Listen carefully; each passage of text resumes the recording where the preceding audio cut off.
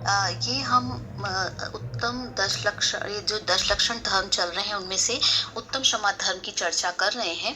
दयानंद राय जी ने जो पूजा लिखी है उससे संबंधित हम प्रतिदिन एक एक धर्म की चर्चा कर लेंगे। तो पहले छंद में लिखा है उत्तम क्षमा के ऊपर, पीड़े दुष्ट अनेक, बांध मार बहुविधि करे, धरिए क्षमा विवेक, कोप न कीजे पीतमा।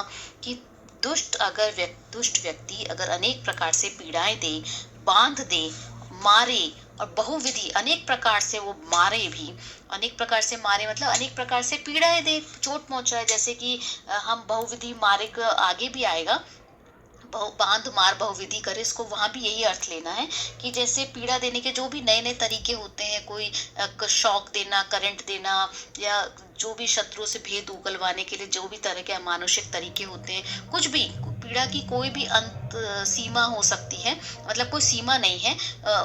कुछ भी किसी भी प्रकार से वो आपको तंग करे, पीड़ा दे, तब भी क्या करिए, धरिए क्षमा विवेक, विवेक पूर्वक क्षमा धारण करिए।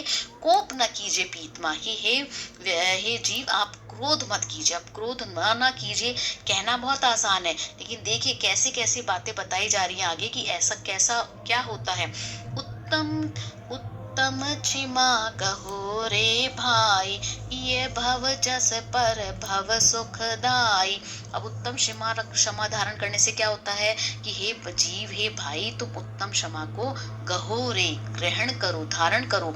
क्यों? क्योंकि उससे ये लोग, मतलब ये जो जन्म है, ये जो पर्याय है, और पर भव दूसरी जो पर्याय आएगी भविष्य में, वो सब क्या होगी, सुख देने वाली होगी। अब सुख कैसे देगी? जब आप क्षमा धारण करेंगे, उत्तम क्षमा आपके अंदर आएगी, अब आपके अंदर ये धर्म समाए जाएंगे, तो इसका मतलब आपकी वीतरागता बढ़ जाएगी, और वीतरागता बढ़ जाएगी तो आपका भव का किनारा समीप आने लगेगा। जब वीतरागता बढ़ेगी तो आप अंतरंग में अपनी शुद्धि के करीब पहुंचेंगे, अपनी आत्मा के स्वरूप को पहचानेंगे, उसमें लीन होने का प्रयास करेंगे। तो नेक्स्ट लाइन में कहा, गाली गाली सुने मन खेद न आनो, गुण को अवगुण कहे अयानो। गाली सुनी मन खेद न आनो, कि गाली सुन करके भी मन में खेद ना आए। अब इसमें बहुत सारी बातें हैं जी, गाली सुन करके क्या क्या करना। अब देखो, कई लोग कहेंगे कि मैं तो बहुत शांत स्वभाव का हूँ, लेकिन मुझे कोई अगर कुछ बोल देना तो फिर मेरे से नहीं रहा जाता, मैं फिर शांत नहीं रह सकता, मैं ऐसे कोई किसी के काम में इंटरफेयर नहीं करता, लेकिन कोई मेरे में करे ना, फिर मुझे गुस्सा आए बिना नहीं रहता। अब एक बार बताओ, कोई किसी के बारे में अगर प्रशंसा करे तो कभी उसे गुस्सा आता है क्या, क्रोध आता है क्या? वो तो मान आता है। तो अगर आप किसी की प्रशंसा करेंगे तो जब आपको क्रोध आएगा ही नहीं, तो उसमें ऐसी कौन सी बात है? गुस्सा तो तब आएगा जब कोई गाली दे। तो ये यहाँ कहा जा रहा है कि क्षमा का धारी तो वह है जो गाली सुन करके भी क्रोध ना करे। और तो और यहाँ तक कहा कि आपका क्रोध इतना उग्र नहीं होना चाहिए, इतना गंभीर नहीं हो, ऐसा वो वाली बात भी नहीं कही, बल्कि कहा कि मन में खेद भी ना आए। मतलब क्रोध का बढ़ना तो दूर की बात है, खेद भी मन के अंदर नहीं आए, तब वो क्षमा है। कि देखो, कई बार ऐसा होता है कि बाहरी कारणों से हमको क्रोध दिखाई नहीं देता, और पर मन में खेद खिन्नता आ जाती है। ऐसा कब होता है? जब कोई हमारे से बड़ा ऐसा कुछ करता है। जैसे कि अगर हम देखते नौकर है, नौकर को अगर मालिक ने कुछ कह दिया है, वो कुछ भी कह दे, अब नौकर नौकरी जाने के भय से कुछ भी नहीं कहेगा, उसके प्रति क्रोध प्रदर्शित नहीं करेगा, लेकिन मन में तो खेद खिन्नता रह सकती है ना, तो वो क्षमा नहीं कहलाएगी। इसलिए लिखा है, गाली सुन मन खेद ना आनो। अब इतनी बात नहीं है, इसमें क्या है, मन वचन काय तीनों को लिया है। गाली सुनो मन खेद ना आनो, तो मन की विकृति की बात हो जाएगी अगर खेद आ गया तो। और गाली सुनकर चांटा मारे तो काया की विकृति हो जाएगी, और गाली सुनकर गाली ही देवे तो वचन की विकृति हो जाएगी। तो इसलिए कहा कि गाली सुन करके मन वचन काय तीनों में भी कोई किसी प्रकार का खेद ना हो, तो वह क्षमाधारी है। फिर उसके बाद आगे कहा, क्या कहा, गुण को अवगुण कहे बखानो। अब चलो, गाली दे दी, हम शांत रह गए, लेकिन हमारे अंदर गुण भी हैं, और उन गुणों को अवगुण बना करके सबके सामने बोले, अवगुण मतलब अवगुण। अब बखानो और अयानो दो शब्द हमको पूजाओं में अलग अलग पुस्तकों में मिलते हैं, पर उससे कोई फर्क नहीं पड़ता। मूल बात तो ये है कि हमारे गुणों को वो अवगुण कह करके सबके बीच में बोले। अभी अकेले में बोले तब भी हम सहन कर लेंगे, लेकिन सबके बीच में बोलेंगे फिर तो हमारी इज्जत का सवाल हो जाता है। तो हम कैसे बर्दाश्त कर सकते हैं, फिर तो हमको गुस्सा आएगा ही। लेकिन क्या कहा कि नहीं, फिर भी उसके प्रति भी क्षमा धारण करें, चाहे कुछ भी हो, अकेले में कहे चाहे सभा में कहे, कैसे भी हो, लेकिन हमको गुस्सा नहीं आना चाहिए, शांत रहना चाहिए। अब अगर गुस्सा आ जाता है तो फिर वह क्षमा नहीं है, वो क्रोध ही है। अब हम ये कहें कि चलो क्रोध ना आवे, हम सोच ले कि बकने वाले बकते हैं, जाने दो, अब क्या करना है हमको। पर इसके बाद नेक्स्ट लाइन में क्या कहा, कहिए अयानो वस्तु छीने, बांध मार बहुविधि करे। अब क्या करे, हमारी कोई वस्तु को भी छीन ले, मतलब हमारे पास जो सामान है उसको भी छीन ले, तब भी क्रोध ना करे। चाहे वो बांध दे, अब वो छीनते समय में आपके साथ जैसे होते हैं ना, चोर डाकू होते हैं, आपको बांध दे, मारे, कुछ भी करे आपके साथ में, लेकिन तब भी आपको क्रोध नहीं करना।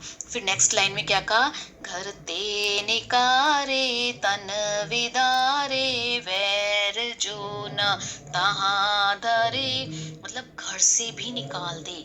अब सीमा नहीं है किसी भी चीज की। आप देखो, अभी आप पहले कहा गाली, गाली सुन करके भी हम शांत रहे, फिर मन में खेद भी नहीं आया, हमारे अवगुणों को अवगुण कह रहा है तब भी नहीं, हमारी वस्तु छीन रहा है, हमको मार रहा है, बांध रहा है, कुछ भी कर रहा है हमारे साथ में, कुछ भी वेदना दे रहा है, और घर से भी निकाल दे हमारे, और साथ में तन विदारे, हमारे तन को भी छील दे, तन को भी काट दे, तब भी क्या कहा, वैर जो न तहाँ धरे, वो फिर भी बैर ना धारण करे।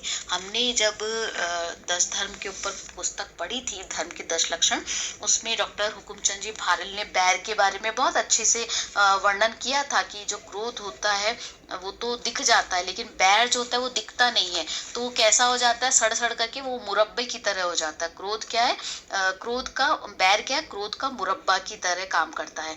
तो हमको इससे भी बचना चाहिए। तो मतलब क्या कहना है कि क्रोध भी नहीं करना है और बैर भी नहीं रखना है, ये बिल्कुल हमको क्लियर होना चाहिए।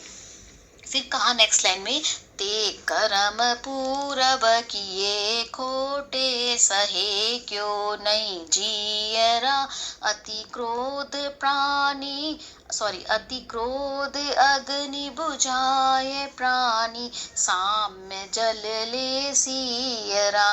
ते करम पूरब, पूरब मतलब पूर्व में, पूर्व में जो कर्म किए खोटे, जो खोटे कर्म किए थे पूर्व जन्म में, सहे क्यों नहीं जिए रहा। अब हे प्राणी, तुम उसको सहन क्यों नहीं कर रहे हो। देखो, आज हमारे सामने जो भी कोई आया है और प्रतिकूल परिस्थितियां हमको हमारे सामने प्रस्तुत कर रहा है, तो इसका मतलब हमारे पूर्व कर्म के उदय के फलस्वरूप वो हमें परेशान कर रहा है। तो इस चीज को हम याद करें, ध्यान रखेंगे, तो उससे क्या होगा, अति क्रोध अग्नि बुझाए प्राणी, साम्य जल ले सियरा।